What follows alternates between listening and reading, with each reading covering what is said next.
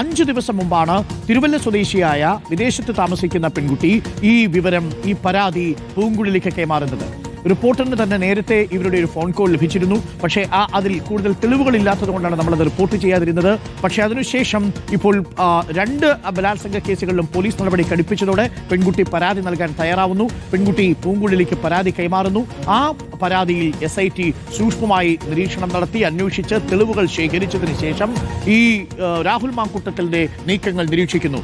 അങ്ങനെ തൃശ്ശൂരിൽ നിന്നും പാലക്കാട് എത്തുന്ന രാഹുൽ മാങ്കൂട്ടത്തിൽ ഫ്ളാറ്റിലെ ആൾക്കാർ രാഹുൽ മാങ്കൂട്ടത്തിനെ പുറത്താക്കിയിരുന്നു. അതിനുശേഷം KPM റീജൻസി ഹോട്ടലിലായിരുന്നു രാഹുൽ മാങ്കൂട്ടത്തിൽ പാലക്കാട് എത്തിയാൽ താമസം.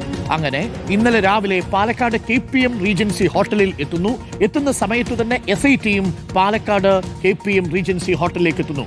രാവിലെ 9 മണിയോടെ SIT രാഹുൽ മാങ്കൂട്ടത്തിൽ എടുത്ത 2ാമത്തെ നിലയിലെ 2002 മുറിയുടെ തൊട്ടടുത്തുള്ള മുറിയിലേക്ക് പ്രവേശിച്ച് അവിടെ SIT റൂം എടുത്ത് താമസിച്ച് രാഹുൽ മാങ്കൂട്ടത്തിനെ നിരീക്ഷിക്കുന്നു. 2002 മുറിയിൽ രാഹുൽ മാങ്കൂട്ടത്തിൽ രാത്രിയിൽ എത്തിയതിനു ശേഷം പേഴ്സണൽ സ്റ്റാഫ് 2002 മുറിയിൽ നിന്ന് പോകുന്നതുവരെ, ആ ഹോട്ടലിൽ നിന്ന് പോകുന്നതുവരെ SIT തൊട്ടടുത്ത മുറിയിൽ കാത്തിരിക്കുന്നു.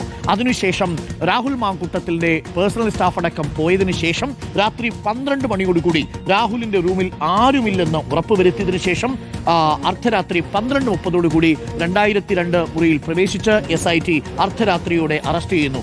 KPM ഹോട്ടലിൽ നാടകീയ നീക്കം. SIT പാലക്കാട് എത്തുന്നത് ഇന്നലെ രാവിലെ. രാഹുൽ മാങ്കൂട്ടത്തിൽ എത്തുമ്പോൾ 9 മണിയോടെ SIT ഹോട്ടലിലെത്തി മുറിയെടുത്ത് താമസിക്കുന്നു. അതും 2ാമത്തെ നിലയിൽ രാഹുൽ മാങ്കൂട്ടത്തിൽ താമസിക്കുന്ന റൂമിന് തൊട്ടടുത്ത് തന്നെ SIT താമസിക്കുന്നു. രാഹുലിന്റെ റൂമിൽ ആരുമില്ലെന്ന് ഉറപ്പുവരുത്തിയതിനു ശേഷം പേഴ്സണൽ സ്റ്റാഫും പോയതിനു ശേഷം രാത്രി 12 മണിയോടുകൂടി മുറിയിൽ പ്രവേശിച്ച 15 മിനിറ്റിനുള്ളിൽ അർദ്ധരാത്രി 12:30 രാഹുൽ മാങ്കൂട്ടത്തിനെ കസ്റ്റഡിയിലെടുത്ത് സ്പെയർ കീയും വാങ്ങി ആ റൂമും സീൽ ചെയ്ത് SIT അതിവേഗം രാഹുൽ മാങ്കൂട്ടത്തിലെയും കൊണ്ട് പത്തനംതിട്ടയിലേക്ക് പോകുന്നു.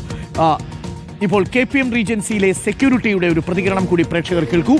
എന്താണ് സംഭവിച്ചത് എന്ന് സെക്യൂരിറ്റി കൂടി നമ്മളോട് പറയും. ഒരു 12:30 കഴിയും, 12:45 2 ജീപ്പ് പുറത്ത് നിർത്തിയായിരുന്നു. ഒരു ജീപ്പ് ഉള്ളിൽ വന്ന് കൂട്ടിക്കൊണ്ടുപോണ് കണ്ടു. പെട്ടെന്ന് കൂട്ടിക്കൊണ്ടുവന്നു. യൂണിഫോമിലായിരുന്നു. യൂണിഫോമിലാണ്. എല്ലാ പോലീസ് ഉദ്യോഗസ്ഥരും എല്ലാവരും യൂണിഫോമിൽ തന്നെ. MLA മാത്രമേ ഉണ്ടായിരുന്നുള്ളൂ. MLA മാത്രമേ ഉണ്ടായിരുന്നു. വേറാരുമില്ല. നേരെ അവരുടെ ഈ ഉള്ളിലേക്ക് കയറ്റിയ വാഹനത്തിൽ കയറ്റി കൊണ്ടുപോയി. ഇവിടെ ബസ്സിൻ്റെ അവിടെ വന്നായിരുന്ന ഒരു വാഹനം ഉണ്ടായിരുന്നു. അതിൽ കയറ്റി കൊണ്ടുപോയി. ആരിനെയാണ് അപ്പോൾ കൊണ്ടുപോകുന്നത് കണ്ടിട്ട് നോക്കുമ്പോഴാണ് ഈ രാഹുലിനെ കാണുന്നത്. എന്തൊക്കെയാണ് രാഹുൽ മാങ്കൂട്ടത്തിനെതിരെ 3 അതിജീവിതമാരും നൽകിയിരിക്കുന്ന പരാതിയിലെ പ്രധാനപ്പെട്ട ചാർജുകൾ? SIT ഇപ്പോൾ അന്വേഷിച്ചുകൊണ്ടിരിക്കുന്ന 3 കേസുകൾ, 3 അതിജീവിതമാർ, നിസ്സഹായരായ 3 പെൺകുട്ടികൾ നൽകിയ പരാതിയിൽ പറഞ്ഞിരിക്കുന്ന പ്രധാനപ്പെട്ട രാഹുൽ മാങ്കൂട്ടത്തിനെതിരെയുള്ള പരാതിയിലെ വകുപ്പുകളും പ്രധാനപ്പെട്ട ചാർജുകൾ ഏതൊക്കെയാണ് എന്നുള്ളത് കൂടി നമുക്കിന്ന് പരിശോധിക്കാം. എങ്ങനെയാണ് ഈ 3 അതിജീവിതമാരുടെ പരാതികളും സാമ്യതയിലിരിക്കുന്നത്, വ്യത്യസ്തമായിരിക്കുന്നത്? നമുക്കിന്ന് നോക്കാം. രാഹുൽ മാങ്കൂട്ടത്തിനെതിരെ ഇതുവരെ SITക്ക് രേഖാമൂലം പരാതി നൽകിയിരിക്കുന്നത് 3 പേർ. നമുക്കറിയാവുന്ന വിവരമനുസരിച്ച് ഇതിലധികം അതിജീവിതമാർ ഉണ്ട് എന്നുള്ളതാണ്. പക്ഷെ ചിലർ ഭയന്നിരിക്കുന്നു എന്നുള്ളതാണ്. അതിജീവിതം 1, അതിജീവിതം 2, അതിജീവിതം 3. എന്താണ് സംഭവിച്ചതെന്ന് നോക്കൂ. വിവാഹ വാഗ്ദാനം അതിജീവിതം 1, അതിജീവിതം 1നും 2ാമത്തെയും 3ാമത്തെയും അതിജീവിതയ്ക്കും വിവാഹ വാഗ്ദാനം നൽകുന്നു. ഓർമ്മിക്കണം, ആദ്യം പരാതി നൽകിയ 1ാമത്തെ അതിജീവിത വിവാഹബന്ധം വേർപെടുത്തിക്കൊണ്ടിരിക്കുന്ന ഘട്ടത്തിലാണ്, അതിനുള്ള പരാതി നൽകിക്കൊണ്ടിരിക്കുന്ന ഘട്ടത്തിലാണ്. അതുമായി ബന്ധപ്പെട്ട ചർച്ചകൾ നടക്കുന്ന സമയത്താണ് തൻ്റെ കുടുംബത്തിലെ ഒരു ആഭ്യന്തര പ്രശ്നം പരിഹരിക്കുന്നതിന് വേണ്ടി ഇതിൽ ഭർത്താവും ഭാര്യയും തമ്മിലുള്ള ഒരു അഭിപ്രായ വ്യത്യാസം, അതിലേക്ക് രാഹുൽ മാങ്കൂട്ടത്തിൽ ഇടപെടുന്നു. അതിനുശേഷമാണ് രാഹുൽ മാങ്കൂട്ടത്തിൽ ഈ ഭർത്താവിനെ ഒഴിവാക്കി ഡിവോഴ്സ് കഴിഞ്ഞെത്തുമ്പോൾ വിവാഹം കഴിക്കാം എന്ന് വാഗ്ദാനം നൽകി 1ാമത്തെ അതിജീവിതയെ പീഡിപ്പിക്കുന്നത്. 2ാമത്തെ അതിജീവിതയോടും വിവാഹം കഴിക്കാമെന്ന ഉറപ്പിന്മേലാണ് ഫെന്നി നൈനാനിന്റെ സഹായത്തോടു കൂടി അതിജീവിതയെ ഒരു ഹോം സ്റ്റേയിൽ എത്തിച്ച് പീഡിപ്പിക്കുന്നതും. തിരുവല്ല സ്വദേശിയായ വിദേശത്ത് ജീവിക്കുന്ന 3ാമത്തെ അതിജീവിത, ആ 3ാമത്തെ അതിജീവിതയെയും വിവാഹ വാഗ്ദാനം നൽകിയാണ് ആദ്യം പീഡിപ്പിക്കാൻ ശ്രമിക്കുന്നത്. പക്ഷേ ഇവിടെ ബലാത്സംഗം കൂടിയുണ്ട് എന്നുള്ളതാണ് ഏറ്റവും പ്രധാനപ്പെട്ട കാര്യം. 1ാമത്തെ അതിജീവിതയോട് ആദ്യത്തെ തവണ റേപ്പ് ചെയ്തു എന്ന് തന്നെയാണ് അവർ പറയുന്നത്. പിന്നീട് തുടർച്ചയായിട്ട് അവർ ഭീഷണിപ്പെടുത്തി റേപ്പ് ചെയ്തു.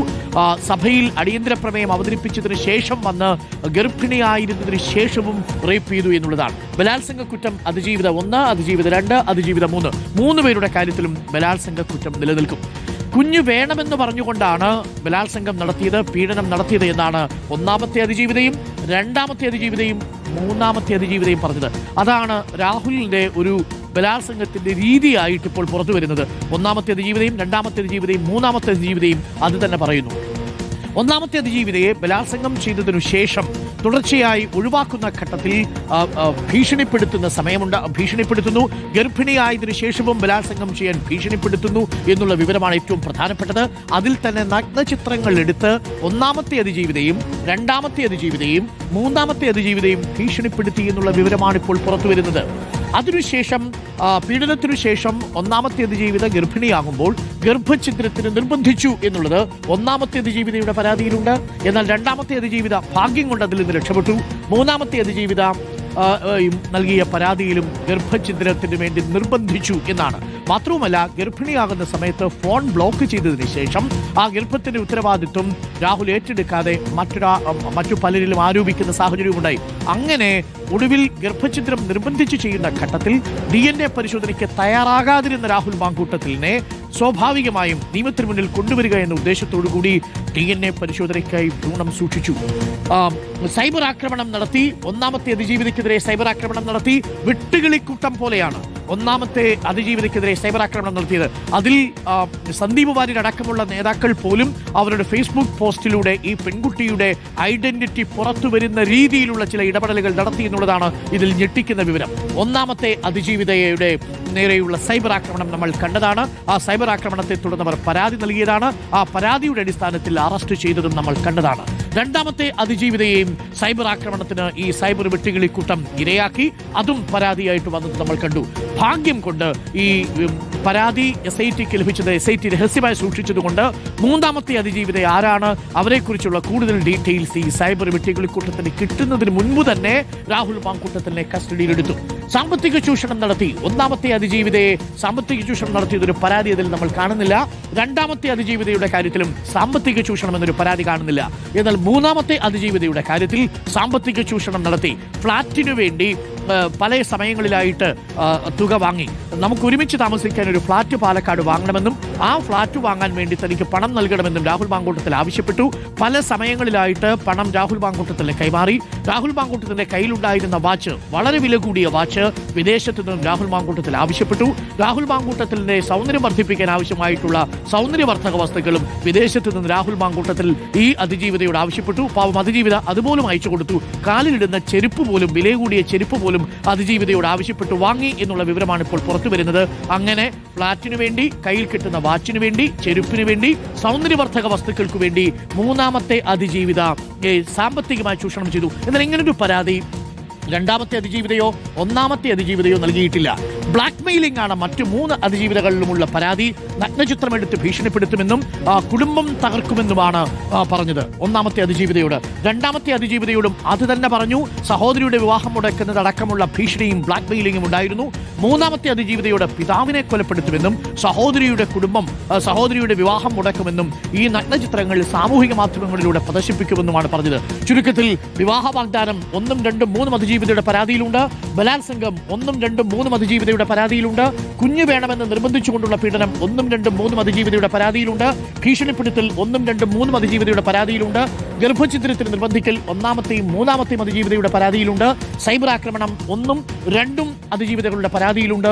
സാമ്പത്തിക ചൂഷണം നിലവിൽ മൂന്നാമത്തെ അതിജീവിതയുടെ പരാതിയിലാണ്. Black mailing 1, 2, 3 അതിജീവിതങ്ങളുടെ പരാതികളിലുമുണ്ട്. ഇതാണ് രാഹുൽ മാങ്കൂട്ടത്തിനെതിരെ ഇപ്പോൾ പുറത്തു വന്നിരിക്കുന്ന SIT പരിശോധിക്കുന്ന 3 അതിജീവിതമാരുടെയും പീഡന പരാതികളിൽ രാഹുൽ മാങ്കൂട്ടത്തിൽ നേരെ ഉയർന്നിരിക്കുന്ന ആരോപണങ്ങളും പ്രധാനപ്പെട്ട ചാർജുകളും. പ്രിയപ്പെട്ട പ്രേക്ഷകരെ, രാഹുൽ മാങ്കൂട്ടത്തിൽ ഇനി പുറത്തു വരാൻ ഉടൻ ജാമ്യം കിട്ടാനുള്ള സാധ്യതയില്ല എന്ന് തന്നെയാണ് നിയമവിദഗ്ധർ പറയുന്നത്. കാരണം മൂന്നാമത്തെ അതിജീവിതയുടെ പരാതിയിൽ എല്ലാ തെളിവുകളും ശേഖരിച്ച ശേഷമാണ് രാഹുൽ മാങ്കൂട്ടത്തിനെ ഇപ്പോൾ അറസ്റ്റ് ചെയ്തിരിക്കുന്നത്. താമസിയാതെ വിദേശത്തുള്ള ഈ വനിത നേരെ എത്തി തെളിവുകൾ കൊടുക്കും. വീഡിയോ കോൺഫറൻസിംഗിലൂടെ മൊഴി കൊടുത്തു കഴിഞ്ഞിരിക്കുന്നു SITക്ക് എന്നാണ് നമ്മൾ മനസ്സിലാക്കാൻ കഴിയുന്നത്.